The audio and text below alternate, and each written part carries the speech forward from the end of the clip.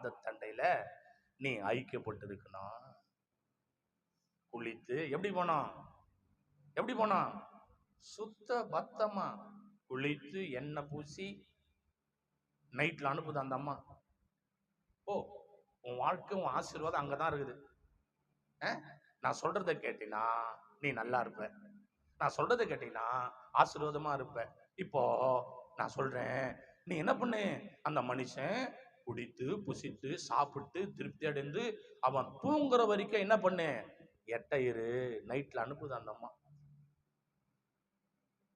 இப்போ இந்த அம்மா ரட்சிக்கப்பட்டவங்க, அந்த புள்ள நல்லா இருக்கணும்ன்ற நல்ல எண்ணத்துல சொல்லுது. இந்த பிள்ளையுடைய வாழ்க்கை நல்லா இருக்கணும்னு சொல்லுது. உங்க மேல பிரிங்கி வைத்து நான் கூட கர்த்தருடைய கிருபையினால ஆண்டவர் சொல்றதெல்லாம் நான் சொல்றேன். ஆனா நீ என்ன பண்ற, ரட்சிக்கப்படாதவங்க சொல்றதை கேட்டு அப்படியே சும்மா